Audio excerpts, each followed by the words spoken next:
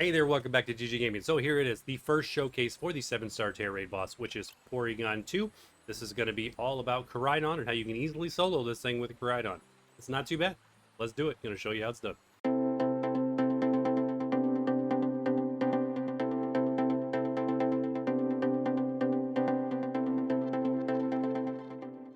Okay, so for your Koraidon, here's what you're going to do. This is going to be a pretty straightforward build. This is the exact same raid build that I have for everything else. This is the same Koraidon I've used forever. So we're going to go Covert Cloak, Held Item with fighting as our Tera Type. No surprise there. This Porygon is normal type and weak to fighting. With that, we're going to run Drain Punch, Collision Course, Sword Dance, and then we've tacked on Snarl.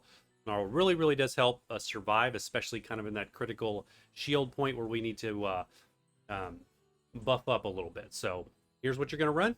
And then in terms of your EV spread, like I said, this is just the one I use for everything else. So it's full HP, full attack. If you're building one specifically for this and you want to buff special defense, go right ahead. Otherwise, that's all you have to do. Give it these numbers and let's go do this raid. All right, we're in. We got Bolt, the MVP of this thing, locked in our party. Check out the video down there in the related videos on how to lock your party so that you always have Bolt and you make this thing that much easier. I will say the first time I soloed this with Koraidon, we did not have Bolt. It can be done. You just take a lot more damage. All right, so we're going straight into Snarl for turn 1. All right, he's going to hit you first for 5 turns because of that trick room. He's going to do a decent amount of damage. That's okay. So 1 Snarl, and then we're going to move to Drain Punch. That's pretty much just going to stay on Drain Punch for a while. Pretty much until he resets his stats. Once he resets his stats, then we'll flip to using Snarl again to get him knocked down a little bit.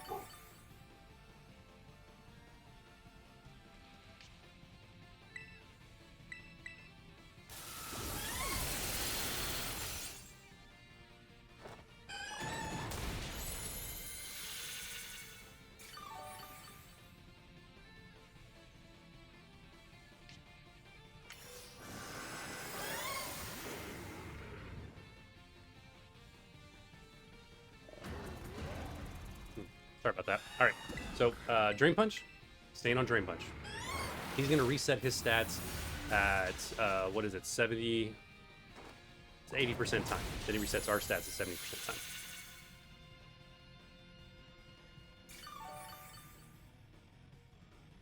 And the point of using Drain Punch right here is just keeping Koraidon alive, and we're just sort of, you know, wasting those 5 turns that Trick Room is going first. And we're building our Tera. So Tera's built, good to go there. From here, we're you know, probably still a little bit. He uses that reset kind of at the A and the L, so we can just choose to wait, or you know, we could use another Drain Punch. At this point, it doesn't really matter, so we'll wait. And there we go. That was pretty much at the, I don't know, the EL marker.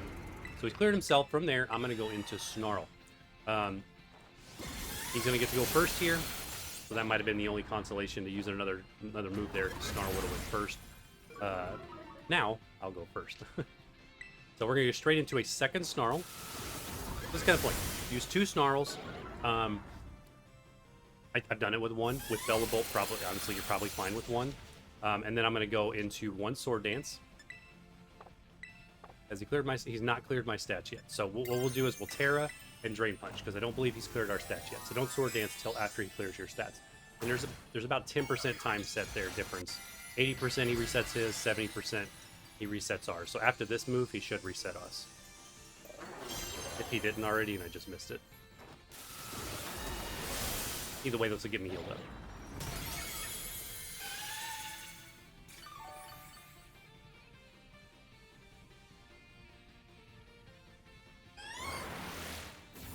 And the reason we put the Covert Cloak on this is because he's going to use Psychic a lot. And with that Psychic, there's the clear, perfect timing.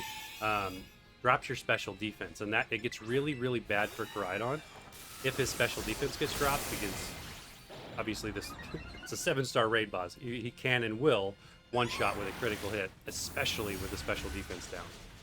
So 1 nice Sword Dance there. I'm going to go ahead and do a Drain Punch. Make sure we keep our HP nice and high to guard against that potential critical when and if it hits you.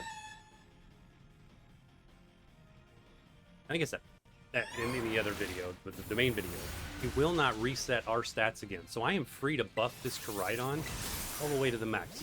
And we're going to go 3 sword dances here. We'll rotate sword dance and drain punch to make sure we're full. And then from there, we're just going to have fun. We're going to absolutely destroy this guy. But we're still above 50% HP. Pretty good. Got a paralyze, so that paralyzed the discharge right there.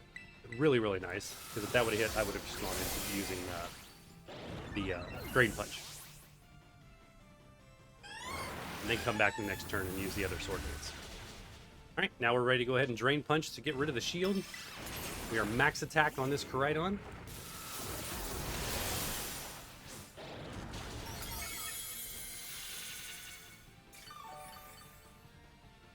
Now, depending on how much damage we take on this hit, we will likely use Collision Course. Yeah, getting critical hit, so we're going to go ahead and use Collision Course. This is going to do an absolute ton of damage. Break that shield, push his last reset, all of it. Now, here's the deal. When the shield breaks, you get a free move. We have a maximum attack Koraidon with one of the best, if not the best, fighting move in the entire game, which is Collision Course. Yes, we're going to use it again, and we're going to win. That easy. This should knock him out. Fingers crossed. Hey, there it is. Like I said, about just under half the clock still left, and we got distracted and weren't even paying attention for a little bit there. So there you go.